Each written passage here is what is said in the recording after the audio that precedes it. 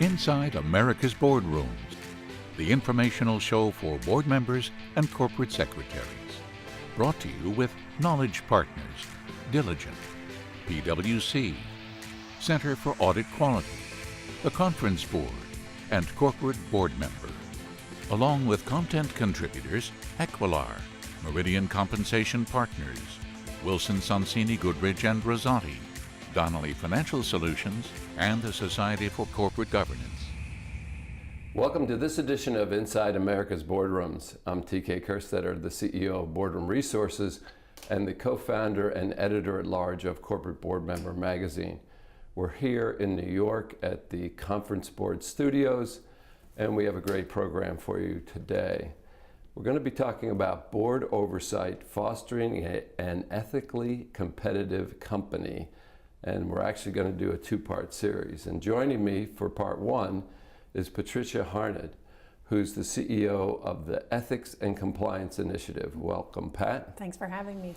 So maybe the best thing we could do is sort of educate our audience on what the Ethics and Compliance Initiative, or as people call it, ECI, is. Sure, I'm happy to tell you more about it. The ECI is America's oldest nonprofit that's dedicated to helping organizations and leaders build and sustain what we call high-quality ethics and compliance programs. And we do that in a couple of ways. We conduct research studies and work with individual organizations to help them measure the effectiveness of their ethics and compliance efforts. We have a membership association for ethics and compliance practitioners, and then we also certify leaders who are interested in showing that they have the knowledge base to build an effective program. Well, I must say the market has certainly sort of come to you in the sense of some of the debacles that we've seen corporately these days, so this is very timely that we're having the chance to talk about it. Now. Sure. You mentioned the survey, and you're coming off the heels of one of your surveys, and I noticed in the publicity that you described it as good news, bad news, and worse news. So, can you summarize the report? And one of the things that you also said was that boards and leadership should be prepared for employee conduct to worsen in the days ahead. So we're going to want you to explain that. So sure. Go ahead. Since 1994, we have fielded a longitudinal study where we have surveyed employees in various organizations, all for-profit organizations, to get a sense of what are the trends in ethics and compliance in the workplace. If a company they can have a great program, but if employees don't know about it, if they don't know that there's a standard of conduct, the program's not all that effective.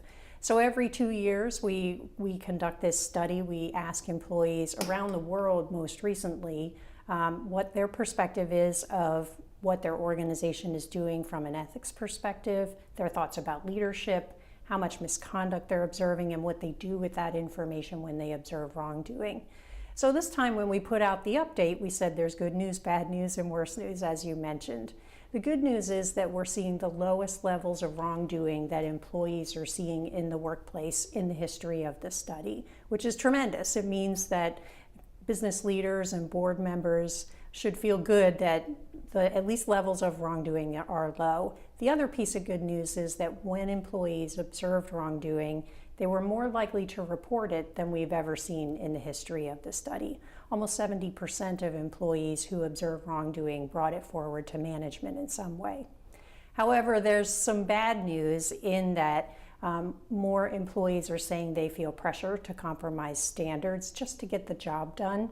They're also twice as likely, if they've come forward in reporting wrongdoing, to say that they experience retaliation for having done so.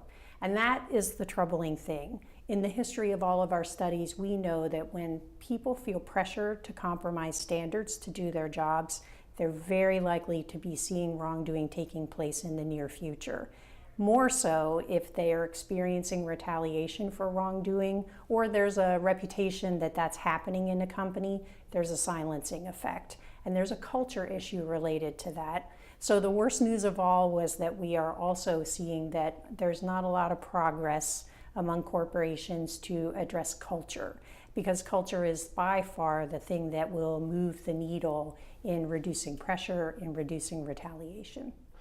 Well, culture is certainly emerging as a topic that everybody wants addressed in their organizations, and it's sort of a challenge for boards because culture is hard to measure. We'll talk a little bit about that in the part 2 that we do. But from your perspective, what kind of advice might you offer a board as far as their role in sort of reversing this trend? Because it's certainly not a good trend. Sure. It's absolutely a challenge for boards, I think, because it's difficult to know what questions to ask of management, what pieces of information to be reviewing on a regular basis.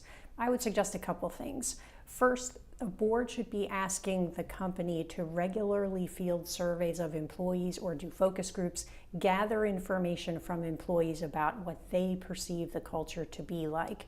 Do people feel pressure to compromise standards? Are they observing problems? More importantly, what are their perceptions of the commitment of both senior leaders and their immediate supervisors to upholding a standard of integrity? That information is actually capturable. A lot of organizations do it, so boards should be asking for it. The second thing that they should do is implement performance standards for senior executives on ethical leadership. When leaders are incentivized and their own salaries are dependent in part on their setting a proper tone from the top, you can start to measure that progress. You'll see it in employees' perceptions, and there's a direct connection between a leader's demonstration of ethics and how much people see wrongdoing in the workplace. Would you suggest, is there sort of culture studies or things that are available to people in the marketplace today? Absolutely. So most organizations, it's becoming a best practice for businesses to look at their cultures. They collect data. They are also willing to benchmark it. Our organization maintains a database of benchmarks that look at different culture metrics. So companies that want to see how they compare to others can get a sense of that. But that said, every culture is unique, so you have to recognize that a company is responding to its industry, to its own footprint, whether it's domestic or global. That said, there are metrics that are important to look at: perceptions of leadership, reporting patterns, whether people feel they can raise bad news. That's another important number to be monitoring. Yeah. Well, again, I think we've all would agree that this is interesting times as far as culture goes, and particularly on the board's role. So we'll see if we can't dive a little deeper on our part 2 of this. And Pat, I wanted to thank you for giving the time to come join us. We appreciate that. My pleasure. Thanks for having me. And that will conclude this edition of Inside America's Boardrooms. We hope you enjoyed the show. We'll be back again next week to take another look at a critical topic that'll help you be a better board member or committee member. So we'll see you then. Join us again next week for Inside America's Boardrooms. Brought to you with Knowledge Partners, Diligent, PwC, Center for Audit Quality, the Conference Board, and Corporate Board Member. Along with content contributors Equilar, Meridian Compensation Partners, Wilson Sonsini Goodrich and Rosati, Donnelly Financial Solutions, and the Society for Corporate Governance.